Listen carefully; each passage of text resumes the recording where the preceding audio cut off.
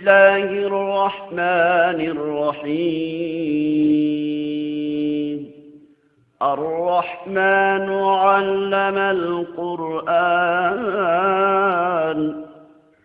আর রহমান পরম করুণাময় ও অসীম দয়ালু আল্লাহর নামে শুরু করছি।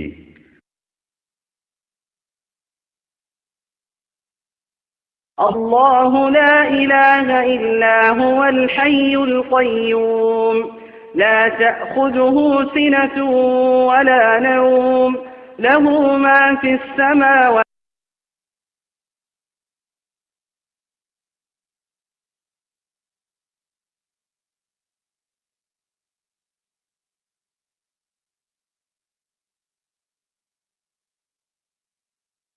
نستغفره ونؤمن به ونتوكل عليه ونعوذ بالله من شرور أنفسنا ومن سيئات أعمالنا من يهده الله فلا مضل له ومن يضلله فلا هادي له ونشهد أن لا إله إلا الله وحده لا شريك له ونشهد أن سيدنا إيماننا وقدوتنا وحبيبنا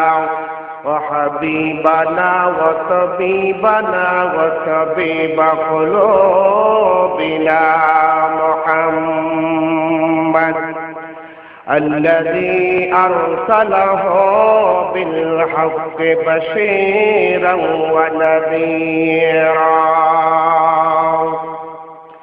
وداعيا إلى الله بإذنه وسراجا منيرا فقد قال الله تعالى في كلامه المجيد وفرقانه الحميد সকলে পড়েন আউযু বিল্লাহি মিনাশ শাইতানির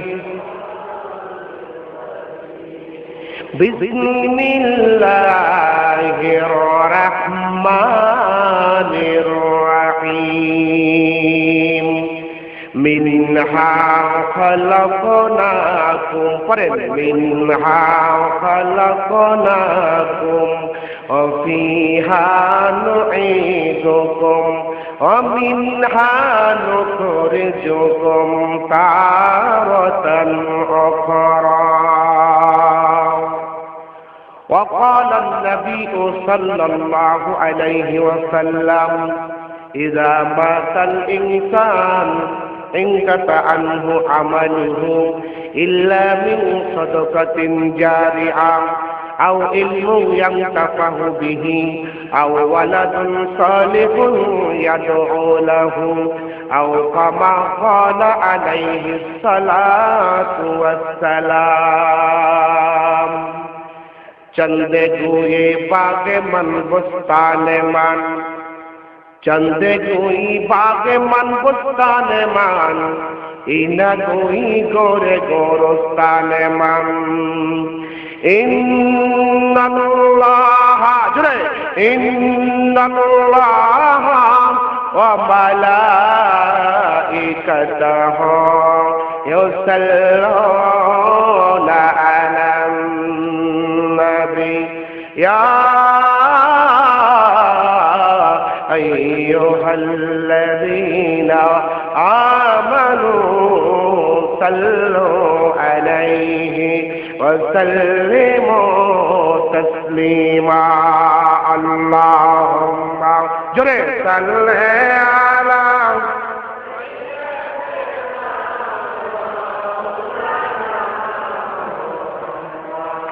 وعلى آل سيدنا اللهم সাল্লি আলা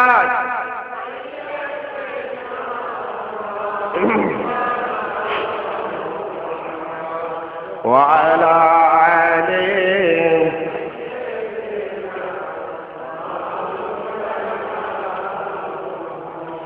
বাড়ি বাড়ি কররে মন এবারই তো তোমার নয়, আসল বাড়ি কবর হবে, আসল বাড়ি কবর হবে, মাটি হবে বিছানা। আল্লাহুম্মা জোরে সাল্লি আলা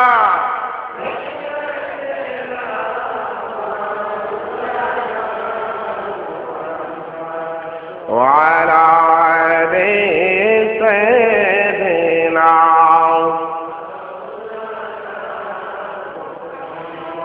कि मोहम्मद से उफातूने तो हम तेरे हैं, जहाँ चीज़ की लौहा कलम तेरे हैं, बलगल उला बेकमालिह कशफत दुजा बिजमालिह हसनत जमीअ खसालिह सल्लल्लाहु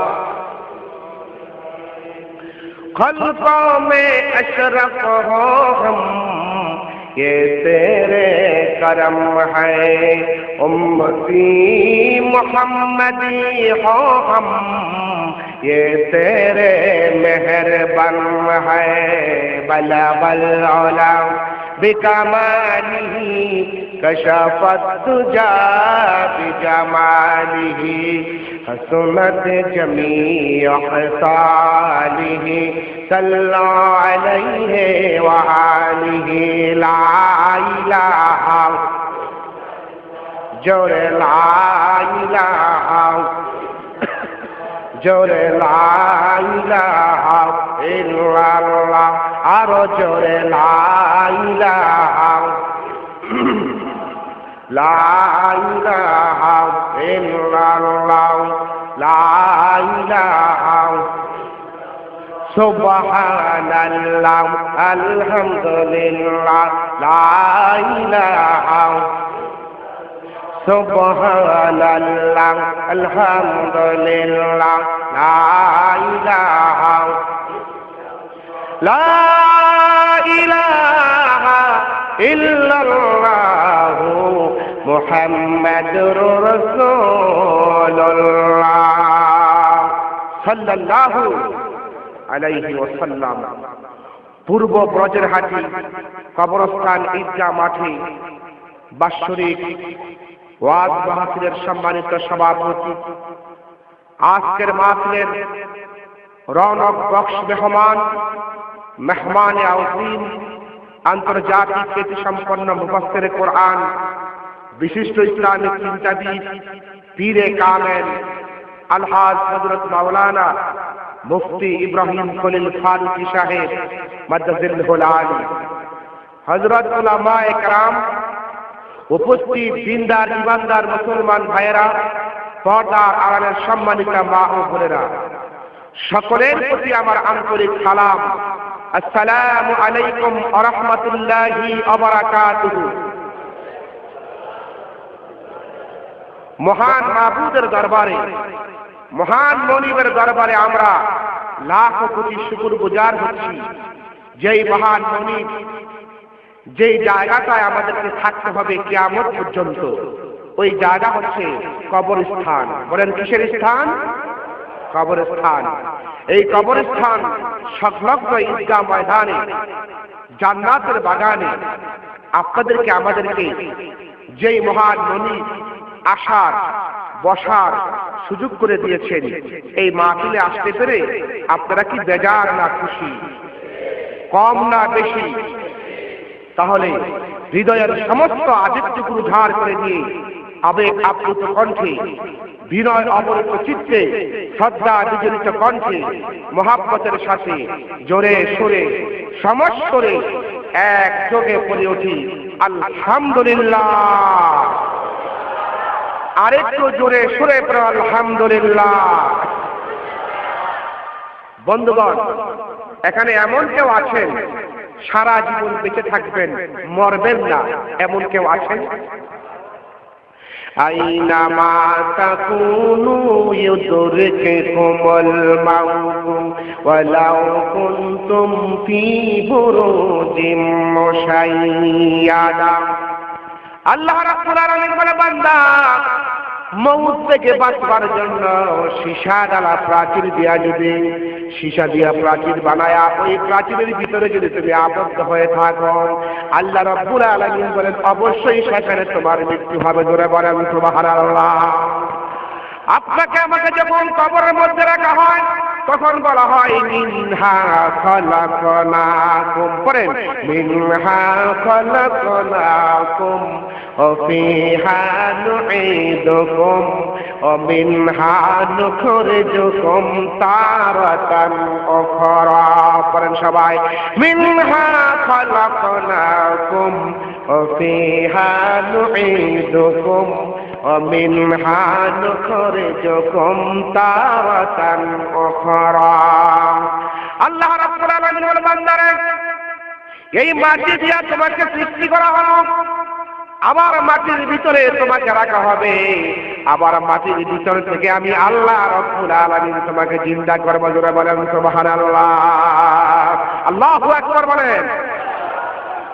বাইরে আমার, হযরত সুলাইমান নবীর যুগে এক ব্যক্তির কাছে মালাকুল মাউত আজরাইল আসবে। আসার আগে আল্লাহকে দেখে বলল, আল্লাহ, তুমি তো ওই ব্যক্তির জান কবজ করার জন্য বলতেছো গো আল্লাহ। আয় আল্লাহ তাআলা, তুমি তো বলেছো মৃত্যুর জন্য দুটো জিনিস শর্ত, একটা হলো সময় আর একটা হলো স্থান। মৃত্যুর জন্য দুটো জিনিস শর্ত, বলেন কয়টা? একটা হলো স্থান আর একটা হলো সময়। যেই সময় আপনার মৃত্যু হওয়ার কথা ওই সময়ে না আসলে আপনার মৃত্যু হবে না। যেই জায়গার মধ্যে আপনাকে মৃত্যু করবার স্থান ওই স্থানে না গেলে আপনার মৃত্যু হবে না। এই কথা মনে রাখবেন। আল্লাহ রাব্বুল আলামিন সুলাইমান পয়গম্বরের যুগে মালাকুল মাউত আজরাইলকে বলল, আজরাইল যাও ওই বান্দার জানটা কবজ করে নিয়ে আসো। ফেরেশতা আজরাইল বলল, আয় আল্লাহ তাআলা, তুমি তো ওই লোকটার জান কবজ করতে বলতেছ। আল্লাহ গো, আমার পাতার মধ্যে লেখা আছে, যেই পাতার মধ্যে মানুষের হায়াত, মানুষের মউত নাম ঠিকানা লেখা থাকে, হায়াতুস শাজারা নামক বৃক্ষ আছে, হায়াতের বৃক্ষ। আয় আল্লাহ তাআলা, আমার এই গাছের পাতার মধ্যে লেখা আছে লোকটার মৃত্যু হবে হিন্দুস্তানের সমনাথের জঙ্গলায়। তুমি বলতেছো লোকটার জান কবজ করার জন্য আমি কেমনে করব গো আল্লাহ? আল্লাহ রাব্বুল আলামিন বলল, ফেরেশতা, তোমার যে বিকট আকৃতি আছে ওই আকৃতিটা আমার এই বান্দা ওর সামনে তুমি উপস্থাপন করো। আপনাদের মধ্যে এমন কেউ আছেন মালাকুল মাউত আজরাইলকে আপনারা কি কেউ দেখেছেন? কি বলেন, দেখেছেন? কেউ দেখেন নাই বাবা। যেদিন আজরাইলের সঙ্গে আপনার আমার দেখা হয়ে যাবে ওই দিন আর আপনি আমি পৃথিবীতে থাকতে পারবো না। জোরে বলুন সুবহানাল্লাহ। এমন বিকট চেহারা আজরাইল, যেদিন আপনার সঙ্গে দেখা হবে ওই দিন আপনার আর জীবন বাঁচবে না। ওই মালাকুল মাউত আজরাইলের বিকট চেহারা ওই লোকটার সামনে যখন উপস্থাপন করল, লোকটা ভয়েতে থরথর করে কাঁপতেছে। সুলাইমান নবীর কাছে আসলো, এসে বলল, সুলাইমান, ও আল্লাহর পয়গম্বর সুলাইমান, আমি এমন একটা আমার মানুষ দেখেছি, আমার জীবনে কোনোদিন এমন মানুষ দেখি নাই, হুজুর আপনি আমার সাহায্য করেন। সুলাইমান বলল, বাবা একটু দাঁড়াও, আমি তোমাকে ব্যবস্থা করতেছি। বাতাসকে ডাক দিল সুলাইমান পয়গম্বর, এরে বাতাস, যা চলে যা, আমার এই আল্লাহর বান্দাকে একটা ধাক্কা দিয়া হিন্দুস্তানের সমনাথের জঙ্গলায় নিয়ে যাও। কোথায় জেরুজালেম, কোথায় ভারত, হিন্দুস্তান, একটা ধাক্কা মেরে বাতাস যখন হিন্দুস্তানের 6 মাসের জঙ্গলায় নিয়ে গেল, লোকটা পাথরের উপরে বসে বলতেছে বেঁচে গেলাম, মৌতের কাছ থেকে বেঁচে গেলাম। কি বলেন, মৌতের কাছ থেকে কি বাঁচতে পারবো? قل إن الموت الذي تفرون منه فإنه ملاقيكم। আল্লাহ রাব্বুল আলামিন বলেন, হে নবী আপনি বলে দেন, ও পৃথিবীর মানুষেরা, তোমরা যদি মউত থেকে বাঁচতে চাও, তোমরা যদি যেখানে যাও না কেন, মৃত্যু সেখানে তোমার সঙ্গে সাক্ষাৎ করবে। জোরে বলেন সুবহানাল্লাহ। লা ইলাহা ইল্লাল্লাহ, জোরে লা ইলাহা ইল্লাল্লাহ, লা ইলাহা ইল্লাল্লাহ মুহাম্মাদুর রাসূলুল্লাহ। জোরে জোরে বলেন লা ইলাহা মুহাম্মাদুর সাল্লাল্লাহু। আপনাদের কষ্ট হচ্ছে, কোনো অসুবিধা হয়, একবার আলহামদুলিল্লাহ বলেন। লোকটি হিন্দুস্তানের 6 মাসের জঙ্গলায় যাইয়া একটা পাথরের উপরে বসলো, বসে বলল, আমি মৃত্যুর থেকে বেঁচে গেছি, আমার আর মৃত্যু ধরতে পারবে না। বাইরে আমার আজরাইল লোকটার সামনে হাজির হয়ে গেল। লোকটি তখন কান্না শুরু করে দিল, ও ভাই ফেরেশতা আজরাইল, তোমাকে তো আমি জেরুজালেমে দেখেছিলাম, তুমি এখানে কি করে আসলাম? আমি তো তোমাকে জেরুজালেমে দেখেছিলাম, এখানে কেমনে আসলাম? আজরাইল ডেকে ডেকে বলল, আল্লাহর বান্দা, আমার তুমি চিনো? বলে না। ওরে আল্লাহর বান্দা, আমি হলাম মালাকুল মাউত। সুবহানাল্লাহ। আরে আল্লাহর বান্দা, তোমার মৃত্যু হবে এই জঙ্গলের ভিতরে, তুমি ছিলা সেই জেরুজালেমে। আমি আল্লাহকে বললাম, আল্লাহ গো, তুমি তো বলেছো তার জান কবজ করার জন্য। আল্লাহ, এই লোকটা তো আছে এখানে, আমি কেমনে তার জান কবজ করব? আল্লাহ পাক আমাকে বলল, রে আজরাইল, তোর বিকট চেহারা তুই দেখাবি ওই লোকটার সামনে। সুলাইমান পয়গম্বর বাতাসকে হুকুম করবে, বাতাস এক ধাক্কা দিয়া তাকে হাওমানাতের জঙ্গলায় নিয়ে যাবে, সেখানে তার জান কবজ করবি। লোকটি কাঁদতেছে আর বলছে, আজরাইল, তুমি আমার জান কবজ করিও না।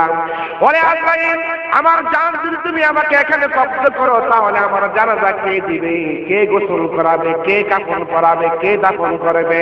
আজরাইল বলল, তোমার ভাগ্যে জানাজা নাই, তোমার ভাগ্যে দাফন নাই, কাফন নাই। এখানে তোমার মৃত্যু হবে, শ্রীগানে তোমাকে খাবে, কুকুরে তোমাকে খাবে, তোমার জানাজা আর তোমার কবর নাই।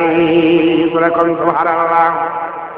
আল্লাহ রাব্বুল আলামিন বলেন, কুল ইন্নাল মাউতাল্লাযী তাফিরুনা মিনহু ফাইন্নাহু মুলাকীকুম। মউত থেকে যত দূরে পালাও, মরণ তোমায় লহিবে গিরি। যদিও পালাও আকাশ পানে, ধরিবে তোমায় লাগাইয়া সিঁড়ি। আল্লাহুম্মা সাল্লি আলা।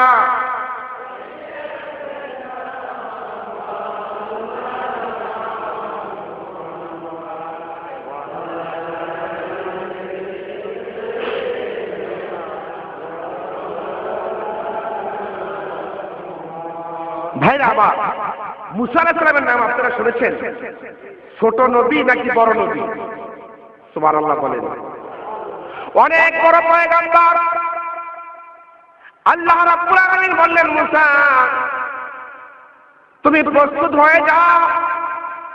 আর হযরতে আজরাইলকে বলল, আজরাইল যাও, মুসা নবীর জান কবজ করে আসো। মুসা পয়গম্বরের কাছে আজরাইল গিয়ে বলল, মুসা গো, তোমার জান আমি কবজ করব। মুসা নবী কয়, কাছে আসো। সুবহানাল্লাহ। একটু কাছে আসো। আজরাইলকে আপনার জান কবজ করবো, আর একটু কাছে আসো। হযরত আজরাইল যখন মুসা নবীর কাছে গেল, এমন জোরে একটা থাপ্পড় মারল, থাপ্পড় মেরে মুসা নবী এমন জোরে থাপ্পড় আজরাইলকে মারল, চক্ষু তার নির্দিষ্ট জায়গা থেকে ঝুলে গেল। জোরে বলেন সুবহানাল্লাহ। আল্লাহু আকবার বলেন। থাপ্পড়টা খাইয়া দিছে আজরাইল। সুবহানাল্লাহ বলেন। আপনারা বলেন তো মানুষের ক্ষমতা বেশি নাকি ফেরেশতার ক্ষমতা বেশি? মানুষের ক্ষমতা বেশি। হাদিসটা একদম সহিহ হাদিস।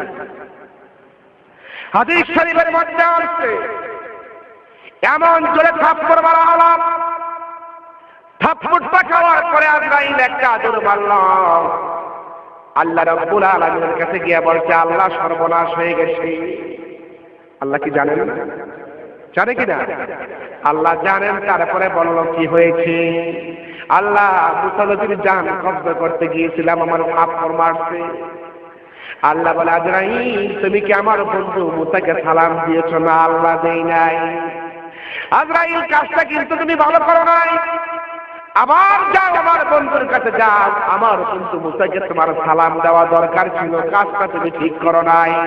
যাও আমার বন্ধুর কাছে যাও, আমার বন্ধুকে সালাম করবে যাইয়া। আরেকটা কাজ করবা মুসা, আজরাইল মুসার কাছে যখন যাইবা এই জান্নাত থেকে একটা দুম্বা লয়ে যাও, দুম্বাটা নিয়ে আমার পয়গাম্বরের সামনে হাজির করবা, আর আমার পয়গাম্বরকে গিয়া সালাম দিয়া বলবা, হুজুর আপনি এই দুম্বার মধ্যে হাত রাখেন, আল্লাহ সকল ফজিলত দুম্বার ভিতরে কি আছে সব বলে দিল আজরাইলকে। হযরত আজরাইল আলাইহিস সালাম মুসা নবীর কাছে গিয়া বলছে, আসসালামু আলাইকুম। সুবহানাল্লাহ। মুসা কই, কি রে আবার আইছো? হুজুর আপনার জান আমি কব্জ করতে আসি নাই। কেন আসা? হুজুর এসেছি, আপনি আমার সালাম লন। মুসা নবী সালামের জবাব দিয়া বলল, কেন আবার আসছো? হুজুর আপনার জান আমি কব্জ করতে আসি নাই। হুজুর এই দুম্বার গায়ে আপনার ডান হাতটা বাহির করে দুম্বার পৃষ্ঠে আপনার হাতটা রাখুন। হযরত মুসা বলছে, তাহলে কি হবে? হুজুর দুম্বার গায়ে যতগুলো পশম আছে এক একটা পশমের বিনিময়ে আল্লাহ রাব্বুল আলামিন এক বছর করে আপনার হায়াত বাড়াই দিলে। জোরে বলেন সুবহানাল্লাহ। আরেকটু জোরে বলেন সুবহানাল্লাহ। হায়াত দেওয়ার মালিক কে? হায়াতের মালিক যে আল্লাহ, মউতের মালিক সে আল্লাহ। বল হায়াতের মালিক যে আল্লাহ, মউতের মালিক সে আল্লাহ। জোরে লা ইলাহা ইল্লাল্লাহ, জোরে লা ইলাহা ইল্লাল্লাহ, জোরে লা ইলাহা। হাসাবার মালিক যে আল্লাহ, কাদাবার মালিক সে আল্লাহ। জোরে লা জোরে লা ইলাহা ইল্লাল্লাহ, জোরে লা ইলাহা ইল্লাল্লাহ। লা ইলাহা, জোরে লা ইলাহা মুহাম্মাদুর রাসূলুল্লাহ। জোরে বলেন সাল্লাল্লাহু আলাইহি সাল্লাম। আপনাদের জিকিরের আওয়াজে মনে হয় আপনারা অর্ধেক মরে গেছেন। কি বলেন? আপনাকে জিন্দা না মৃত্যু? যারা আমাদের পাশে শুয়ে আছে তারা মৃত্যু, কিন্তু আমরা যেমন শুনি তারাও শুনতেছে। সুবহানাল্লাহ বলেন। কিন্তু তারা বলতে পারে না। আপনারা জোরে বলতে পারবেন? পারবেন? তাহলে গলাটা পরিষ্কার করেন। গলা পরিষ্কার হয়েছে? তাহলে আমি আগে বলবো, তারপর আপনারা বলবেন। লা ইলাহা ইল্লাল্লাহু মুহাম্মাদুর রাসূলুল্লাহ। জোরে লা ইলাহা।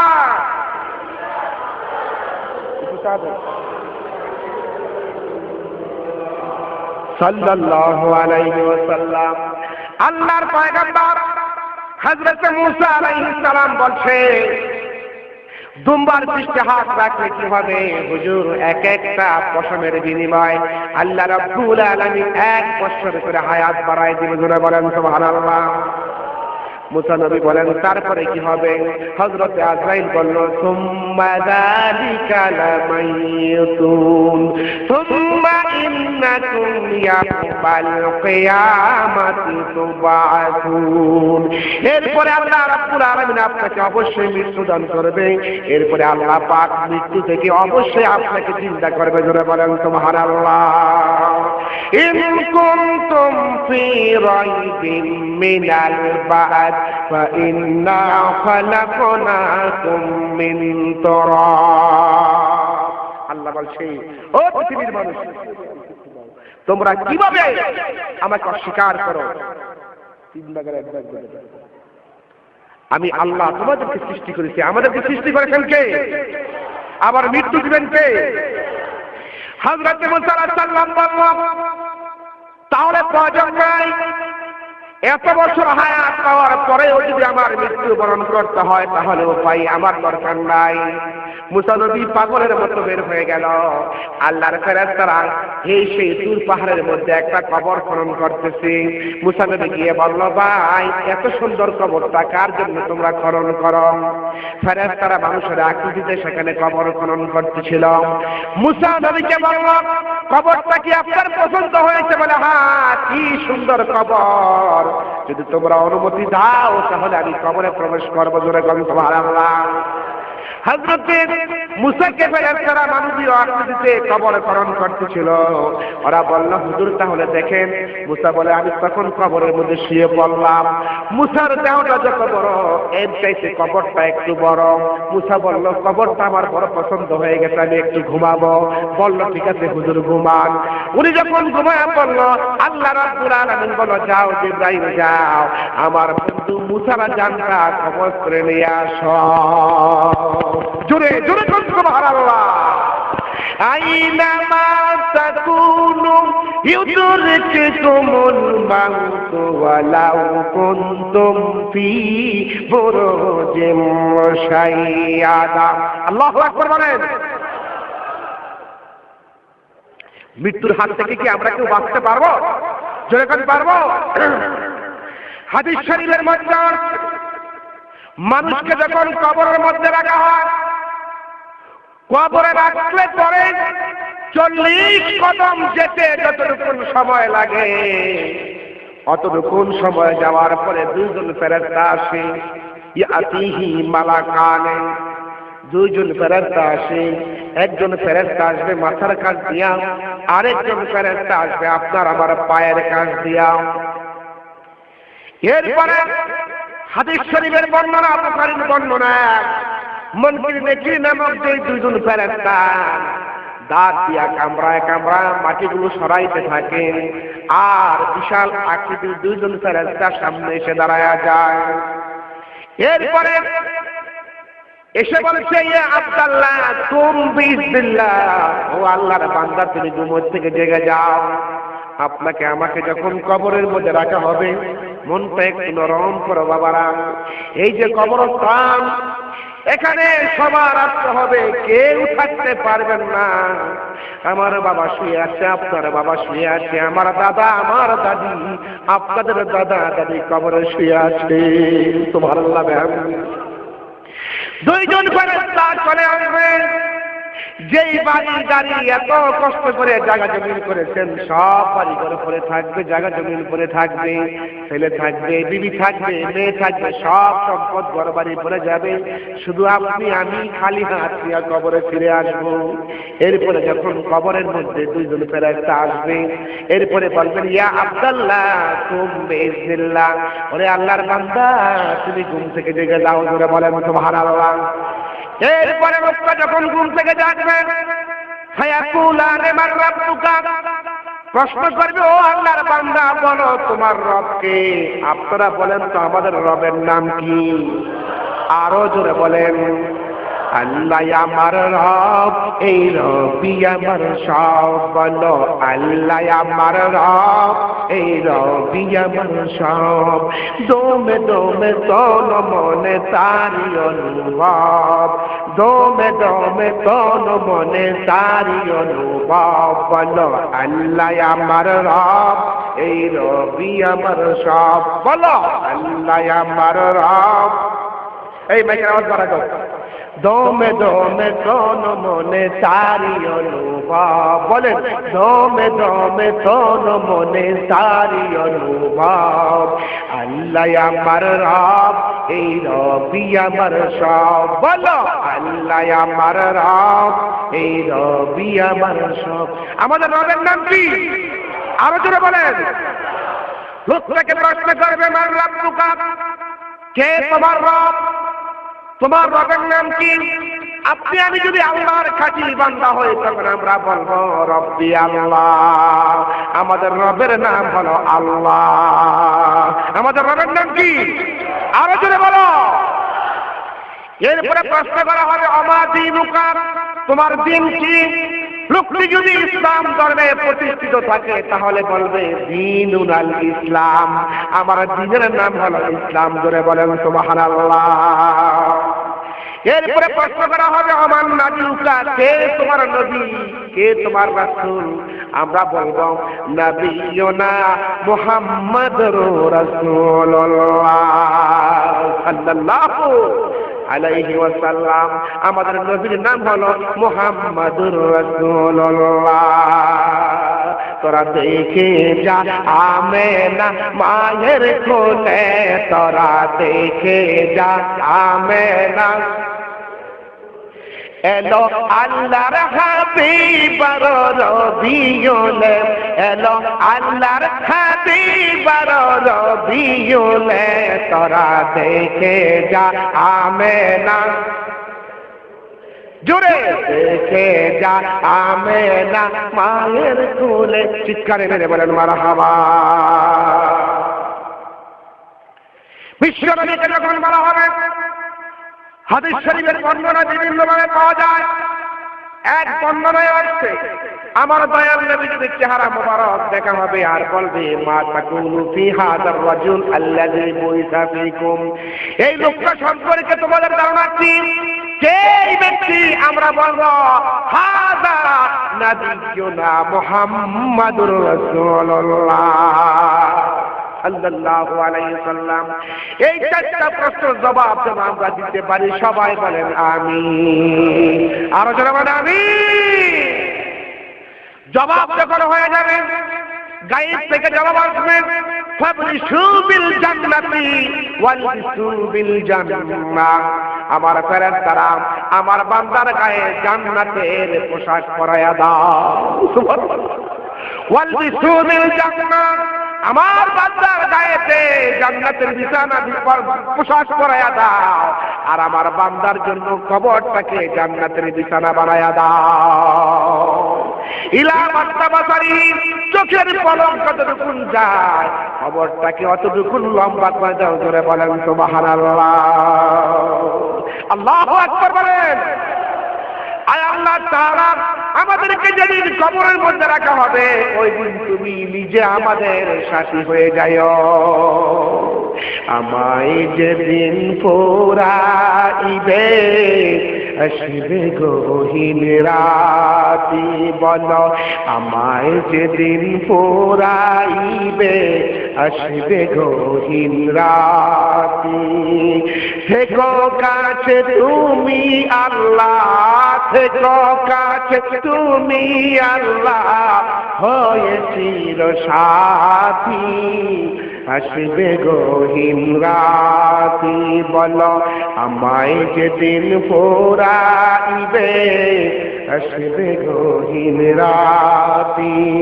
থেকো আল্লাহ তুমি পাশে, থেকো আল্লাহ তুমি পাশে, হয়ে চির সাথী আসবে গহীন রাতি। আল্লাহু আকবার বলেন। আমার ভাইরা, বিশ্ব নবী মুহাম্মদুর রাসূলুল্লাহ সাল্লাল্লাহু আলাইহি ওয়াসাল্লাম নবীজি যেদিন ইন্তেকাল করবে, আল্লাহর হাবিব যেদিন ইন্তেকাল করবে, প্রচন্ড মাথার মধ্যে ব্যথা, একবার মাথা উঁচু করে আর একবার আল্লাহর হাবিব মাটিতে শুয়ে পড়ে। প্রচন্ড ব্যথা অনুভব করতেছে। এমন সময় মসজিদে নববীতে আযান হয়ে গেছে। সাহাবায়ে কেরাম আল্লাহর হাবিবের জন্য অপেক্ষা করতেছে। বিশ্বনবী বলেন, আয়েশা রে এখন কোন সময়? ইয়া রাসূলুল্লাহ, ইয়া হাবিবাল্লাহ, এশার নামাজের ওয়াক্ত হয়ে গেছে। আল্লাহর হাবিব বললেন, আয়েশা গো, তোমার বাবা আবু বকর সিদ্দিককে বলো তোমার বাবা যেন ইমাম হয়ে নামাজটা পড়ায়া দেয়। মা আয়েশা সিদ্দিকা রাদিয়াল্লাহু তাআলা আনহা বলছে, ইয়া রাসূলুল্লাহ, ইয়া হাবিবাল্লাহ, আমার বাবা নরম হৃদয়ের মানুষ, আমার বাবা পারবে না গো নবীজি, আপনি যেই জায়গায় দাঁড়ায় আমাদের ইমামতি করেন, আমার বাবা পারবে না গো এই জায়গায় দাঁড়ায় ইমামতি করতে গো ইয়া রাসূলুল্লাহ। হুজুর, ওগো দয়াল নবী, হযরত ওমরের হৃদয় শক্ত, ওমর একটু নামাজটা পড়ায় দে।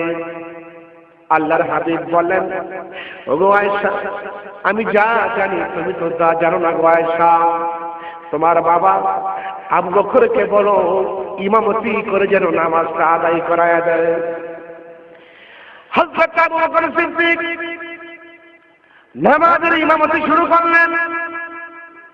হাজার হাজার সাহাবায়ে কেরাম আবু বকর সিদ্দিকের পেছনে নামাজ আদায় করতেছে। আর নামাজের ভিতরে সাহাবায়ে কেরাম ফোফায়া ফোফায়া কাঁদতেছে, হায় হায়, আর বুঝি বিশ্ব নবীর পেছনে নামাজ পড়া আমাদের ভাগ্যে আর জুটবে না।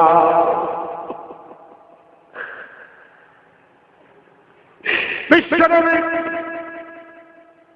হযরত আয়েশা সিদ্দিকা রাদিয়াল্লাহু তাআলা আনহাকে বলে, আয়েশা রে, নামাজ কি সাহাবারা আদায় করতেছে হুজুর?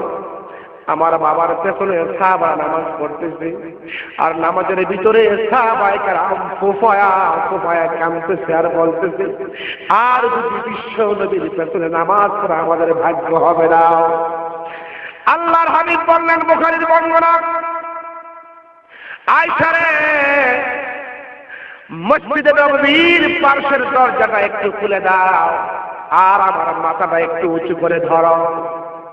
মা আয়েশা দরজাটা খুলে দিলেন, নবীজির মাথা মোবারকটা একটু উঁচু করে ধরলেন। আল্লাহ নবী নামাজের দৃশ্য দেখে এক নজর তাকিয়ে রইলেন।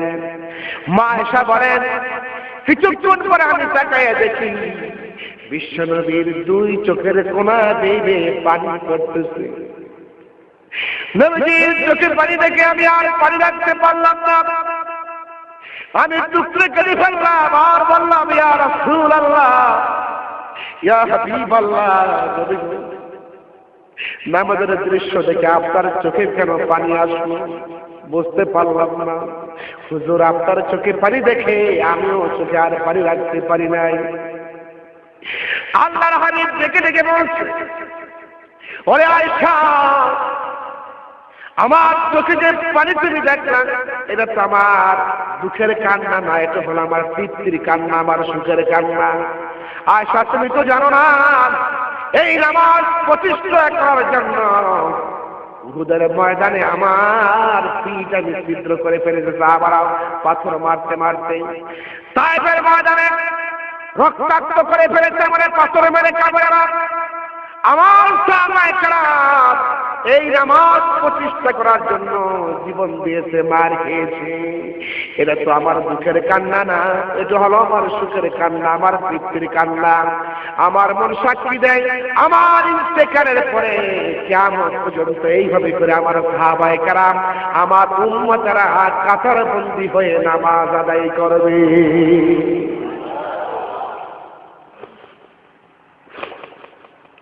আমার ভাইরা, নবীজির শরীরে প্রচন্ড জ্বর চলে আসে। হযরত ফাতেমা রাদিয়াল্লাহু তাআলা আনহা চোখের পানি পালা কান্না শুরু করে দিয়েছে। সবচেয়ে বেশি হযরত ফাতেমা কাঁদতেছে নবীর জন্য, তার বাবার জন্য। বিশ্বনবী বুখারীর বর্ণনা, মা ফাতেমার চোখের পানি আর কান্না দেখে রাসূল বরদাস্ত করতে পারলেন না। হুজুর বললেন, ফাতেমা মা আমার, একটু আমার কাছে আসো। মা ফাতেমা হুজুরের কাছে গেলেন। আল্লাহর নবী ডান কানে কি যেন বললেন, মা ফাতেমা কান্না শুরু করে দিলেন। এরপর আবার বাম কানে কি যেন বললেন। কিছুক্ষণ পরে নবীজি হযরতে ফাতেমা হাসতে লাগলেন। হযরতে মা আয়েশা সিদ্দিকা রাদিয়াল্লাহু তাআলা আনহা বলছে, মা হুজুর তোমার কানে কানে কি যেন বলল, আর অমনি করে তোমার কান্না বন্ধ হয়ে গেল, কারণটা কি? আমি তো কিছু বুঝতে পারলাম না। হযরতে ফাতেমা বলছে, আব্বা জান আমার কানে কানে বলল, ফাতেমা তুই কাঁদিস না, তোর কান্না দেখলে আমি রাসূল বরদাস্ত করতে পারি না। মা তো তুমি কেন না? ও মা, আমি তোমার রাসূল, আমি তোমার বাবা, কিছুক্ষণ পরে দুনিয়া থেকে বিদায় নিয়ে চলে যাইব। বাবার বিদায়ের কথা শুনে আমি কাঁদলাম।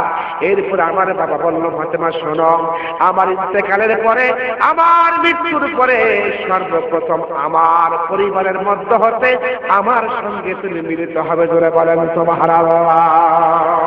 আরেকটু জোরে বলেন সুবহানাল্লাহ। এই পৃথিবীতে কি আপনারা আমরা কেউ থাকবো? জোরে বলেন থাকবো? এই দুনিয়াতে থাকলেও থাকতে পারবেন না, থাকতে চাইলেও আপনি থাকতে পারবেন না। যত প্রাণী আছে সব প্রাণীকে একদিন মৃত্যুবরণ করতে হবে। জোরে বলেন সুবহানাল্লাহ।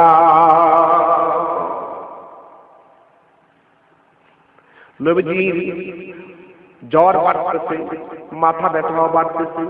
এদিক দিয়া ঘরের দরজার মধ্যে কে যেন ঠন ঠন করে আওয়াজ করলো। হযরতে ফাতেমা বললেন, কে ঘরের ভিতরে? ফাতেমা বলছে, আমার বাবা মুহাম্মদ সাল্লাল্লাহু আলাইহি ওয়াসাল্লাম অসুস্থ। মালাকুল মউত এসে বলল, ঘরের দরজা খোলেন। ফাতেমা বললেন, ঘরের দরজা খোলা যাবে না, আমার বাবা অসুস্থ, এখন আমি ঘরের দরজা খুলতে পারবো না। বিশ্বনবী বলতে পারলেন, মালাকুল মউত আজরাইল এসেছে। নবীজি বললেন, মা গো, ও মা, ঘরের দরজাটা খুলে দাও গো মা। মা গো, তুমি তো জানো না গো মা, এমন এক ব্যক্তি আজকে আমার ঘরের দরজার সামনে চলে আসবে, ওই লোক একবার আসলে আর কোনোদিন ফিরে যায় না গো মা। মা গো, এই লোকটা যেদিন যার ঘরের দরজার সামনে আসবে, যাকে লক্ষ্য করে আসবে, পৃথিবীর ওই বান্দা কোনদিন ওই পৃথিবীতে আর থাকতে পারবে না। বিশ্বনবী বললেন, ফাতেমা ঘরের দরজা খুলে দাও। মা ফাতেমা ঘরের দরজা খুলে দিয়েছে। মালাকুল মউত এসে বলছে, ইয়া রাসূলুল্লাহ, ইয়া হাবিবাল্লাহ, যদি অনুমতি দেন তাহলে আমি আপনার ঘরে প্রবেশ করব, যদি অনুমতি না দেন তো নবীজি আমি আপনার ঘরে প্রবেশ করব না, আমি চলে যাইব। আল্লাহর হাবিব বলেন, আজ ইব্রাহিম কোথায়? আসো তুমি, তোমার সঙ্গে আমার আলাপ আছে।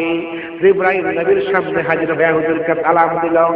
আসসালাতু ওয়াসসালামু আলাইকা ইয়া রাসূলুল্লাহ, আসসালাতু ওয়াসসালামু আলাইকা ইয়া হাবিবাল্লাহ, ইয়া রাসূলুল্লাহ, ইয়া হাবিবাল্লাহ, ইয়া রাসূলুল্লাহ, রাসূলুল্লাহ, ইয়া হাবিবাল্লাহ, ইয়া রাসূলুল্লাহ। শুনেছি হাদিসে দেখিলে আপনাকে জীবনের গুনাহ জড়িয়া পড়ে। শুনেছি হাদিসে দেখিলে আপনাকে জীবনের গুনাহ জড়িয়া পড়ে।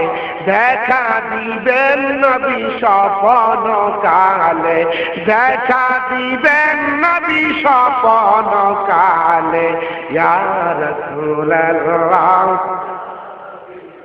জোরে, ইয়া রাসূলুল্লাহ, ইয়া হাবিবাল্লাহ, ইয়া রাসূলুল্লাহ।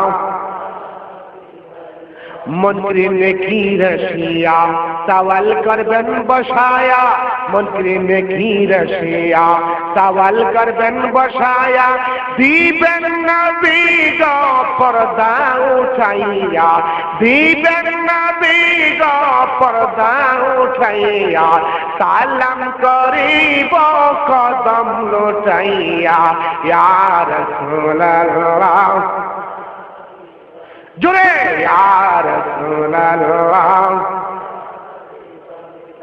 ইয়া রাসূলুল্লাহ।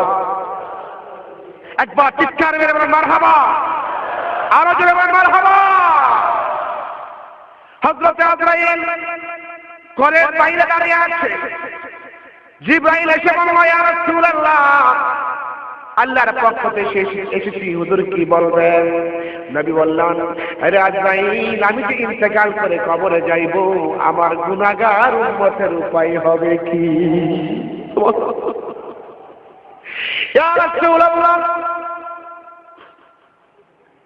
আপনি যখন রওজা শরীফে চলে যাবেন, আপনার গুনাহগার উম্মতের খবর আমার আল্লাহ রাব্বুল আলামিন আপনাকে কবরে পৌঁছায় দিবে। সুবহানাল্লাহ। জিবরাইল বলল, ইয়া রাসূলুল্লাহ, তিনটা প্রস্তাব আপনাকে এখন দিব। কয়টা? জোরে কোন কয়টা? তিনটা প্রস্তাব এখন আপনার সামনে পেশ করব। একটা হলো, যদি আপনি দুনিয়াতে থাকতে চান, কিয়ামত পর্যন্ত আল্লাহ রাব্বুল আলামিন আপনার হায়াত বাড়ায় দিবে। জোরে কোন সুবহানাল্লাহ। এরপরে তামাম পৃথিবীর রাজত্ব আল্লাহ পাক আপনাকে দান করে দিবে এবং উহুদ পাহাড় পরিমাণ স্বর্ণ আপনাকে আল্লাহ দান করবে। ইয়া রাসূলুল্লাহ, ইয়া হাবিবাল্লাহ, আপনি যত মনে চায় আপনি ওই উহুদ পাহাড়ের স্বর্ণ আপনি খরচ করবেন। এক দিকটা খরচ করবেন, আবার পেছনে তাকায় দেখবেন আগের মতো পরিপূর্ণ হয়ে গেছে। হুজুর বলেন, এই তিনটা বস্তু চান নাকি আপনার আল্লাহ আপনার সঙ্গে দেখা করার জন্য ইন্তজার করতেছে? সুবহানাল্লাহ। আল্লাহর হাবিব বললেন, জিবরাইল রে, আমি কিয়ামত পর্যন্ত হায়াত চাই না, উহুদ পরিমাণ আমি স্বর্ণ আল্লাহর কাছে চাই না, তামাম পৃথিবীর রাজত্ব আমি আল্লাহর কাছে চাই না, আমি চাই আমার গুনাহগার উম্মত। সুবহানাল্লাহ।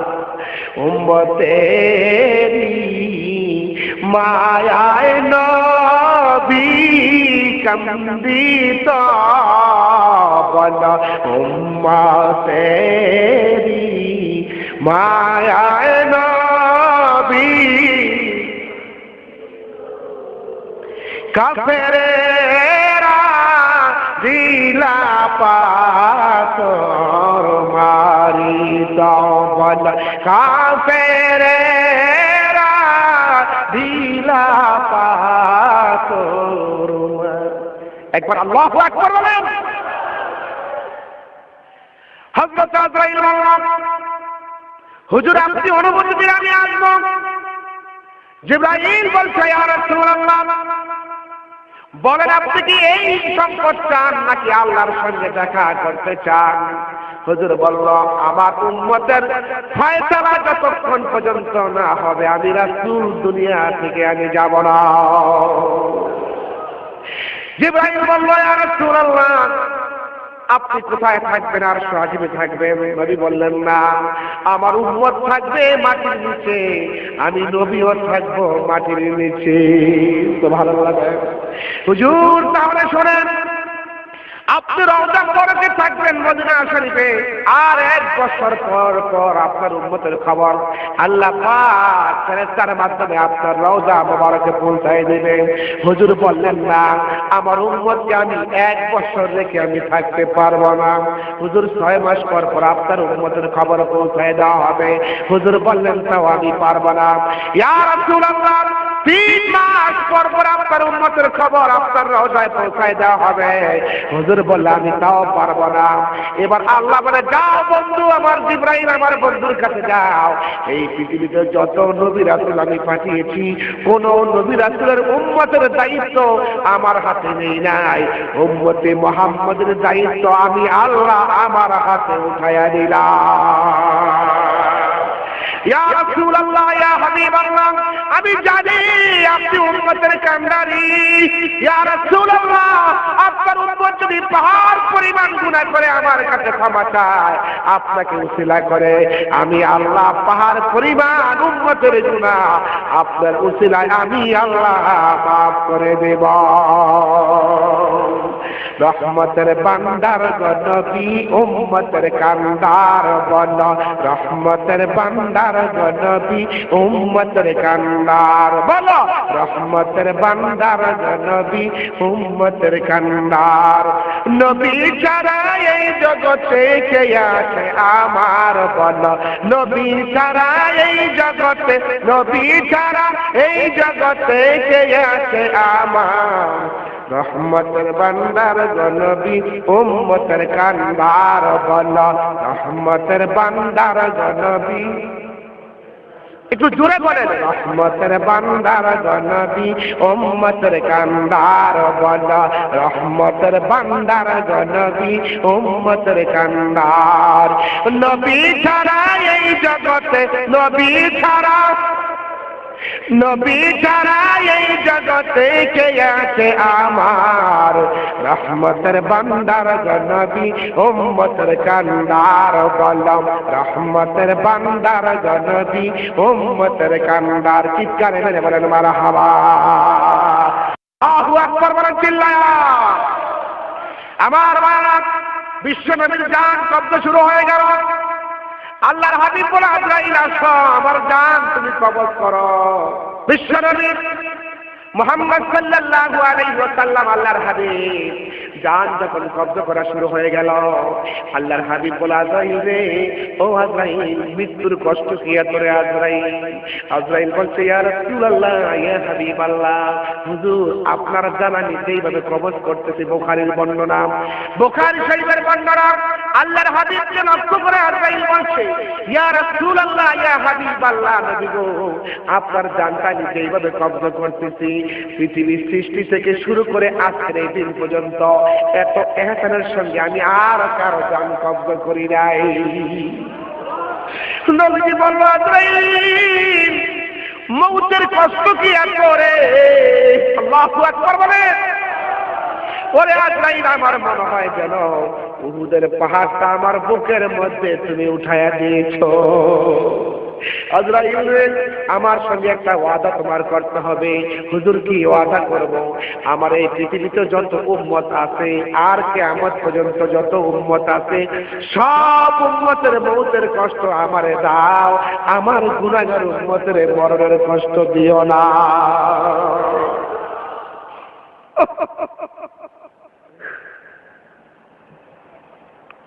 হযরত আজরাইল বলছে ইয়া রাসূলুল্লাহ ইয়া হাবিবাল্লাহ পৃথিবীর তৈরি হওয়ার পর থেকে যত প্রাণীর জান আমি কবজ করেছি আপনার মতে এমন ইহসানের সঙ্গে আমি আর কারো জান কবজ করি নাই হুজুর বলছে আজরাইল আমার মনে হয় যেন হুজুর পাহাড়টা আমার বুকের মধ্যে চড়ায় দিয়েছো আজরাইল আমার সঙ্গে ওয়াদা করো এই পৃথিবীতে আমার যত উম্মত আসবে রে কিয়ামত পর্যন্ত সব উম্মতের মউতের কষ্ট আমারে দাও আমার গুনাহগার উম্মতের মউতের কষ্ট দিও না হযরত আজরাইল বলছে ইয়া রাসূলুল্লাহ ইয়া হাবিবাল্লাহ আপনার সঙ্গে আমি ওয়াদা করলাম আপনার খাঁটি উম্মত যারা হবে আল্লাহর খাঁটি বান্দা যারা হবে আমি তার জান এমনই ভাবে কবজ করব ছোট্ট বাচ্চা মার স্তন থেকে যখন দুধ পান করে বাচ্চা যখন দুধ পান করে তখন মা অনুভব করতে পারে না বাচ্চা কোন সময় ঘুমায় যায় বাচ্চাও ঘুমায় যায় মাও ঘুমায় যায় ইয়া রাসূলুল্লাহ ইয়া হাবিবাল্লাহ ছোট বাচ্চা মায়ের স্তন থেকে দুধ যখন পান করে তখন বাচ্চা যেভাবে করে দুধ খেতে খেতে ঘুমায়া যায় আমি আপনার খাঁটি উম্মত আল্লাহর খাঁটি বান্দা যারা হবে আমি ওই বাচ্চা শিশুর মতো এইভাবে করে জান আমি কবজ করব জোরে জোরে কোন সুবহানাল্লাহ আল্লাহুম্মা সাল্লি আলা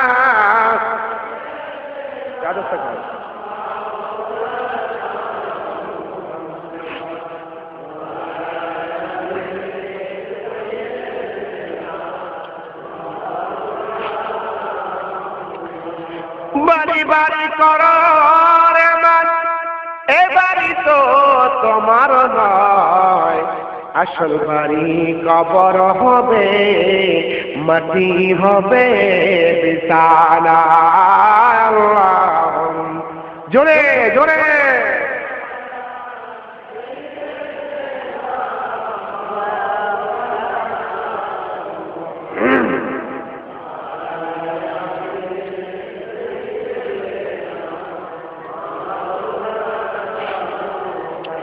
একবার চিৎকার মেরে মারহাবা বলেন, আরো জোরে বলেন।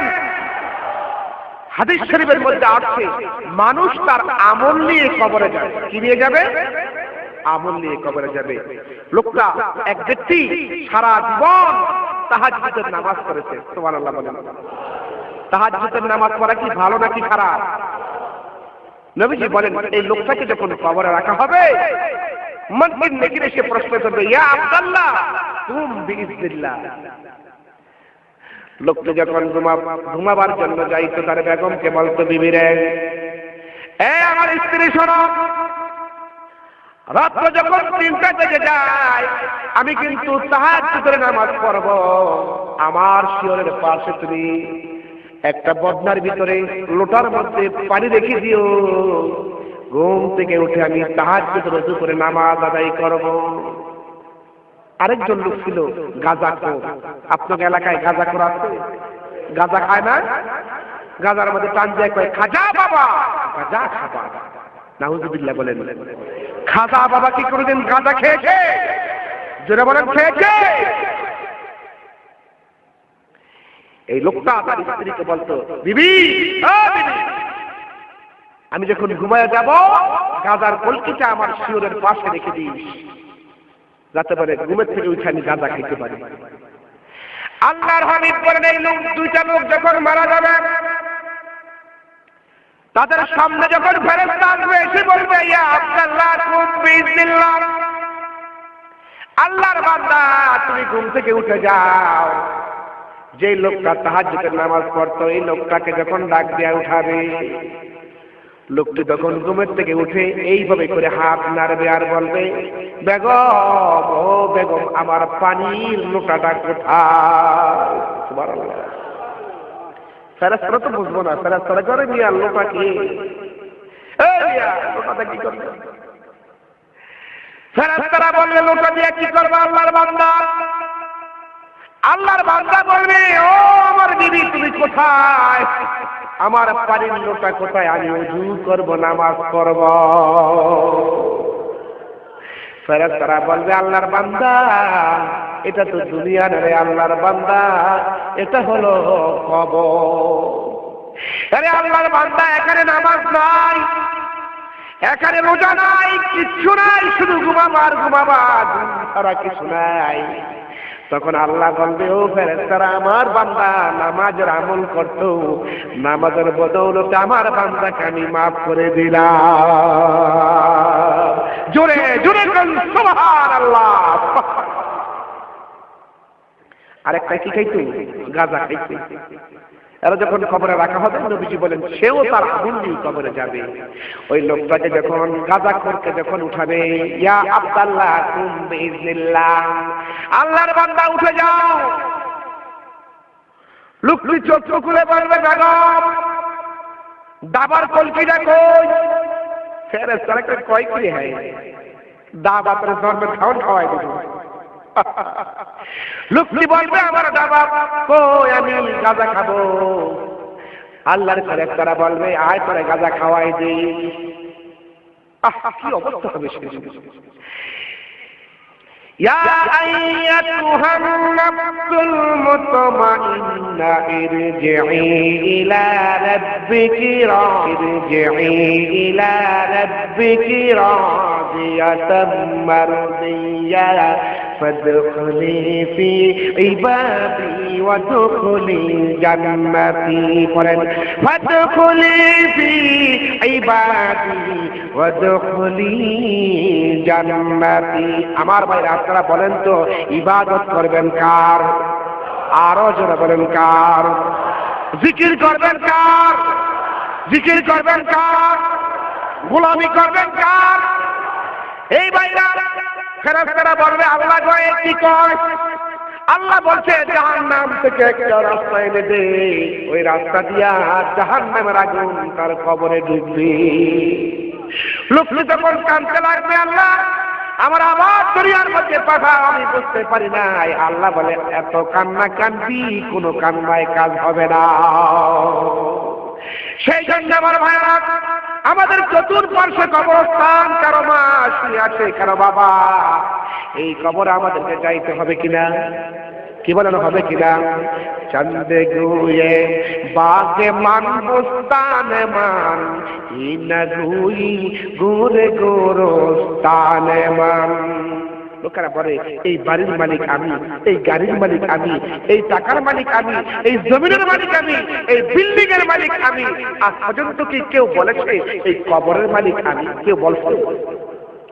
অথচ হাদিস শরীফের মধ্যে আছে এই কবর মালিক একবার নয়, দুইবার নয়, দৈনিক 100 বার আপনাকে ডাকতে থাকে।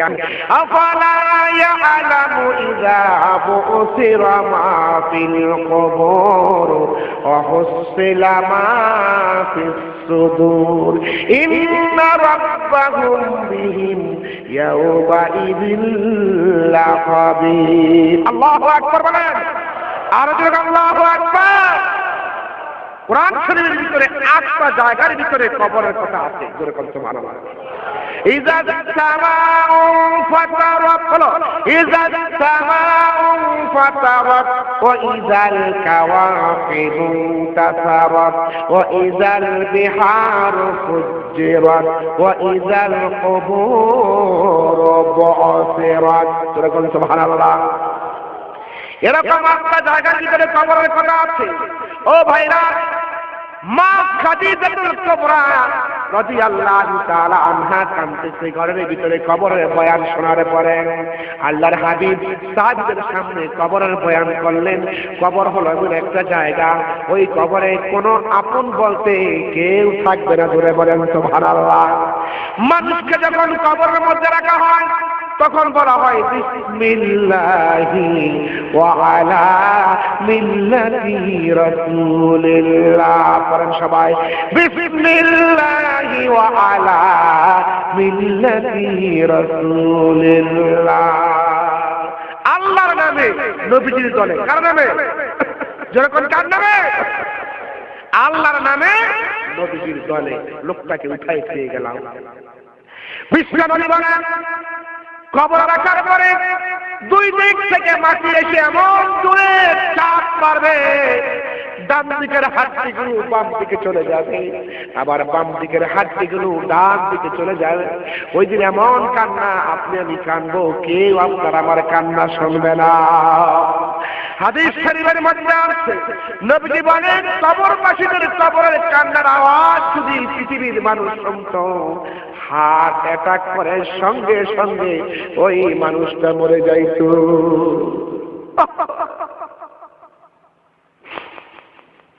বিশ্বনবী যখন বয়ান করলেন কবরের, মা খাদিজা কাঁদতে কাঁদতে জারজার হয়ে গেছে। আজকের মাহফিল আমার যেই সমস্ত মা বোনেরা এসেছেন কান খুলে শোনেন। নবী যখন বাসায় ফিরলেন তখন দেখে খাদিজাতুল কুবরা কাঁদতেছে।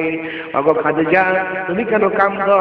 ইয়া রাসূলুল্লাহ, কেন কাঁদি? বলে হ্যাঁ, কেন কাঁদো? হুজুর, আমি কাঁদি কবরের কথা স্মরণ করে।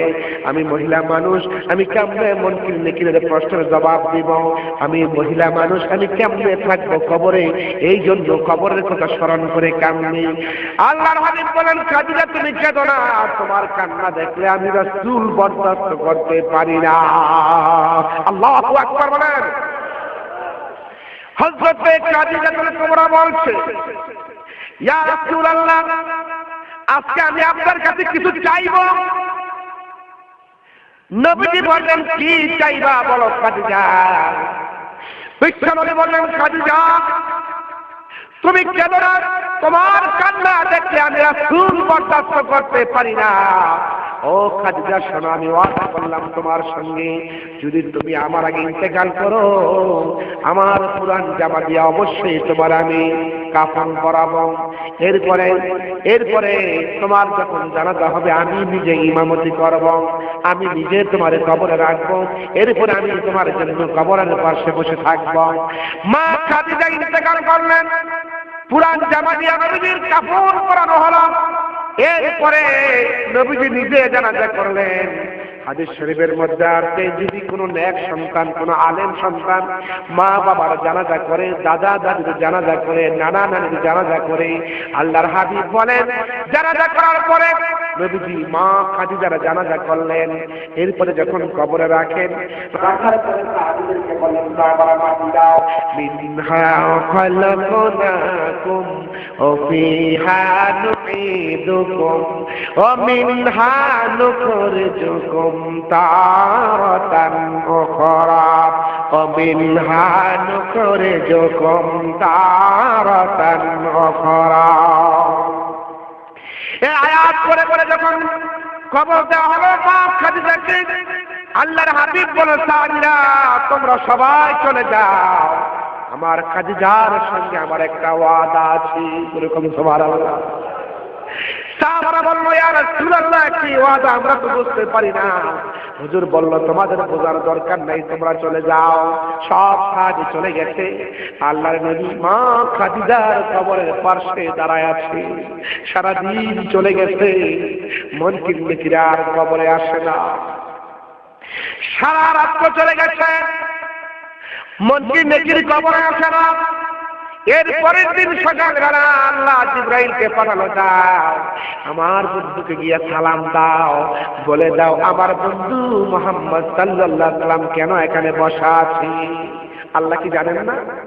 জানে কি না? জানে। তারপরে জিবরাইলকে পাঠাই দিল, যাও জিবরাইল। জিবরাইল গিয়ে বলল ইয়া রাসূলুল্লাহ, ইয়া হাবিবাল্লাহ, আপনি আমার সালাম দেন। নবীজি আপনি কেন এখানে বসা আছেন? নবীজি বলেন জিবরাইল আমার স্ত্রী হযরতে খাদিজার সঙ্গে আমার একটা ওয়াদা ছিল, ওয়াদাটা পূরণ করবার জন্য আমি বসে আছি। 3টা ওয়াদা পূর্ণ হয়ে গেছে, আর একটা ওয়াদা বাকি আছে। জিবরাইল বলে হুজুর সেই ওয়াদাটা কি? আল্লাহর হাবিব বলল সেই ওয়াদা হলো মুনকির নেকির যখন কবরে আসবে, আমি আমার বেগম খাদিজার পক্ষ থেকে মুনকির নেকিরের প্রশ্নের জবাব দিয়ে দিব। জোরে বলেন সুবহানাল্লাহ। জিবরাইল বলছে ইয়া রাসূলুল্লাহ আপনি তো জানেন না মা খাদিজাতুল কুবরাকে যখন কবরে রাখা হয়েছে মুনকির নেকির তখনই চলে এসেছিল, আর আল্লাহ রাব্বুল আলামিন নিজের পক্ষ থেকে আমার আল্লাহ খাদিজার 3টা প্রশ্নের জবাব আমার আল্লাহ দিয়া দিয়েছে। বাবাজি আমার এই কবর অত্যন্ত কঠিন জায়গা, অত্যন্ত মারাত্মক জায়গা কবর। আল্লাহ রাব্বুল আলামিন বলেন فكيف تتقون إن كفرتم يوما يجعل الولدان شيبا। হে পৃথিবীর মানুষ তোমরা কেমনে আমি আল্লাহকে অস্বীকার করো?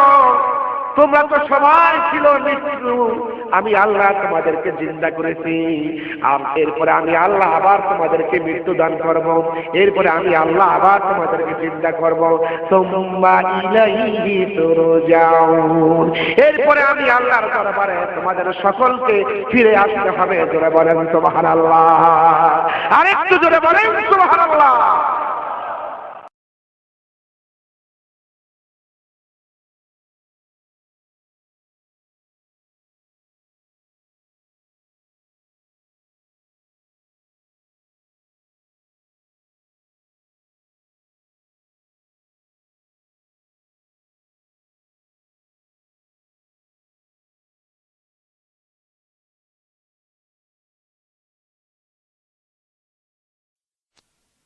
Hmm.